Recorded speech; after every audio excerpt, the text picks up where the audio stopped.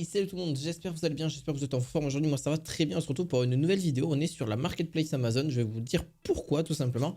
Aujourd'hui je vais vous présenter des perches micro. Alors c'est un élément quand même assez important quand on fait du stream, quand on fait aussi des voix off, quand on fait de la musique, quand on est un petit peu dans la radio, quand on est vraiment pour quelque chose d'assez professionnel mais aussi dans le créatif. C'est plutôt sympa. Et on m'a posé la question plusieurs fois, c'est vrai que ouais, qu'est-ce que tu as comme perche à conseiller, etc. J'en ai testé pas mal, donc c'est pour ça que je vous ai fait une petite liste aujourd'hui. Donc il va y avoir pas mal, tout ça se retrouvera en description de vidéo, il y en a 5 ou 6. Enfin on va dire qu'il y a plusieurs catégories dans un même produit en fait, dans une même fiche de produit. Par exemple là on peut le voir sur la Rode PSA1 qui est la plus classique des perches que vous retrouvez sur le marché, qui a néanmoins pour la première version un léger inconvénient, je vais pas vous le cacher. Le léger inconvénient qu'elle a, celle-ci, c'est que malheureusement, au bout d'un moment, elle peut grincer. Donc, au bout d'un certain nombre d'années, hein, je vous parle de ça. J'en ai une, ça fait exactement 8-9 ans que je l'ai.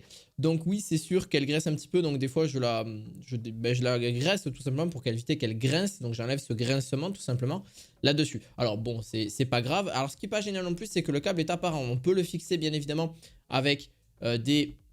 Vous allez le voir dessus, mais ici on a des petits scratchs pour fixer le câble. Alors bien sûr, qu'est-ce qui est compatible avec ce type de perche?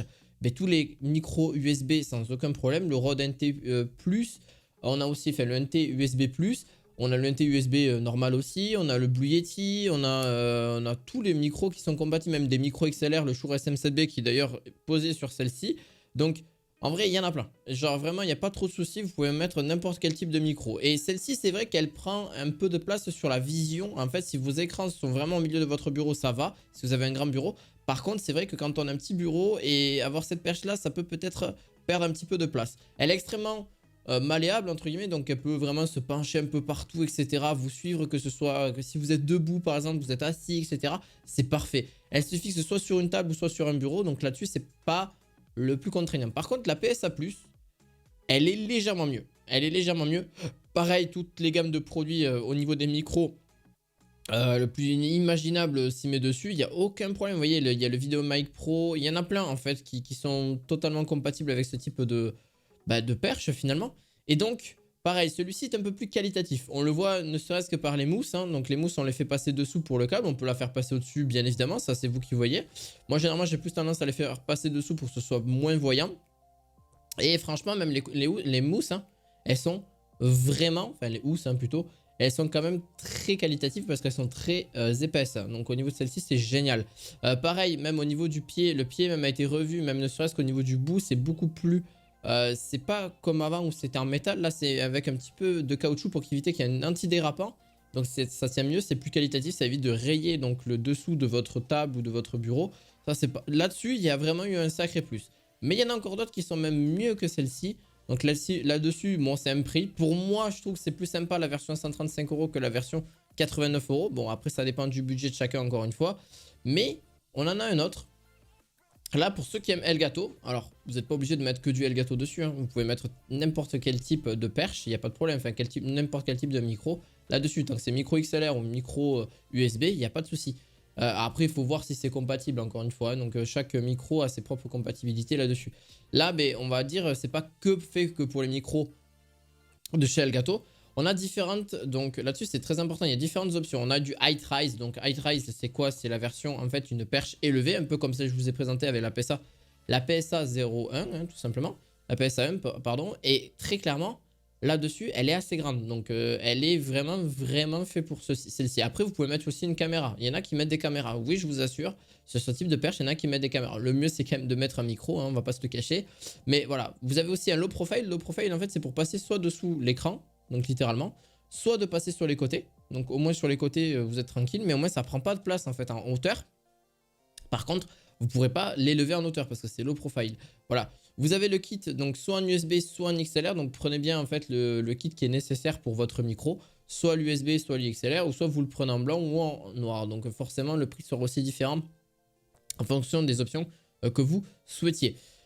Une dernière petite chose, alors il nous en reste quand même 3 à vous présenter, c'est la Blue Yeti, c'est un bras micro très basique, bon vraiment là-dessus c'est vrai que Blue Yeti s'y prête le mieux, hein, mais franchement elle est perfecto. Pareil pour la Elgato Wave Mic Arm, parce que celle-ci elle peut aussi, donc je ne l'ai pas précisé, mais pareil le câble, on peut le faire. Le câble d'entraînement est juste génial pour le faire passer directement à l'arrière et à l'avant. Il n'y aura aucun problème, que ce soit pour la low profile ou la high rise. Et là-dessus, il n'y a aucun souci. Pareil pour la Blue Yeti. La Blue Yeti, on peut facilement, en tout cas, ne pas avoir le câble apparent. Bon, même si ce n'est qu'il va être quand même légèrement apparent sur certaines choses. Regardez, là, il passe juste dessous ici. Il repasse juste là derrière. Puis après, c'est assez pratique. Donc, si vous avez un des micros qui est le plus connu sur la planète depuis des années, le Blue Yeti s'y prête très bien. Et c'est encore un excellent micro et qui se vend encore très cher. Même s'il y a eu pas mal de variantes au niveau du Blue Yeti, mais c'est quand même sympa. Alors pour ceux qui font des podcasts et qui ne souhaitent pas s'embêter en fait avec une perche aussi grande et qui prend un peu de place, etc. Donc vu par une caméra, c'est pas forcément des fois le plus simple. La Rode DS1, donc c'est un support de microphone qui coûte seulement 26 €, c'est pas du tout cher. Pareil, donc là c'est une sorte de c'est très fixe. Donc, par exemple, on l'a vu aussi chez Domingo, je crois, je vais pas vous dire de bêtises, ou même chez les podcasts aussi de Le Bouzeux, entre guillemets, pour ceux qui connaissent. C'est deux youtubeurs qui font deux contenus très différents. Mais sur, par exemple, la chaîne Popcorn, pour ceux qui connaissent. Donc, par exemple, on peut voir ce type de pied. Alors, c'est peut-être pas la même marque. Là, c'est Rode qui fait ça. Excellent aussi pour mettre n'importe quel type de pied. Alors, par contre, le truc qui est un petit peu moins sympa, c'est que le micro ne pourra pas forcément il pourra pas être forcément maniable. Là, c'est fixe. On pourrait juste le tourner à droite ou à gauche en fonction de là où vous êtes.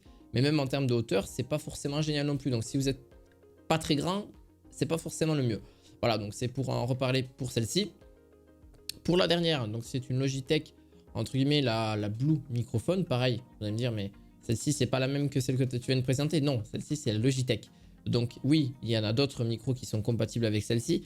Donc oui, Logitech, mais du côté de Blue, là-dessus, c'est génial. Là, l'avantage que vous avez avec celle-ci, c'est pareil, c'est qu'on voit qu'il y a un certain gap aussi, une certaine amélioration.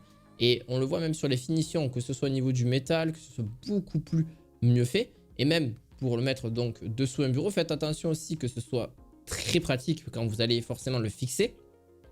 Parce que vous avez soit le bras articulé plus suspension pour le Blue Yeti, que vous pouvez mettre pour éviter d'avoir en fait des bruits de vibration. Plus beaucoup d'ailleurs ne le font, ne prennent le bras articulé. Ils trouvent que ça sert pas à grand chose tant que ça. Et donc juste le bras articulé suffit amplement là-dessus. Donc vous avez juste à le fixer. Puis après on en parle plus. C'est très facile. En fait vous avez juste à faire là pour le coup. Alors là c'est un petit peu dommage, mais il existe donc deux types de fixation. Un petit peu comme pour la PS1. Celui-ci n'est pas obligé de se percer directement sur le bureau. Donc ça c'est un tout. Donc c'est juste pour vous en parler là-dessus. Mais au moins vous le savez. Donc vous pouvez percer votre bureau, c'est possible aussi. Pareil pour la PS1, la toute première que je vous ai présentée. Pareil pour les rangements de câbles, ça se fait à l'arrière, hein, on le voit directement à l'image. Donc ça se fait à l'intérieur de la perche, donc ça c'est encore plus parfait parce que ça évite que le câble se promène, etc. Beaucoup mieux d'ailleurs là-dessus. Moi j'ai trouvé ça génial, et de toute façon c'est les dernières versions qui sont comme celle-ci, en tout cas pour les perches. Mais franchement j'ai rien trouvé de plus, si ce n'est que ouais, elle a moins de rotation, enfin la rotation peut vraiment être libre, donc ça vous n'avez pas de soucis là-dessus. Et bon, à peu près tous les micros sans trop de problème. Genre, ils disent que c'est que Blue, non, sans souci, vous pouvez mettre d'autres micros là-dessus. Donc voilà, j'espère en tout cas que cette vidéo vous avez fait... Non, j'espère en tout cas que cette vidéo vous a intéressé. N'hésitez pas à mettre un petit pouce bleu, à mettre aussi votre meilleur abonnement. Et on se retrouve très prochainement pour d'autres vidéos high-tech. À la fois prochaine, ciao ciao.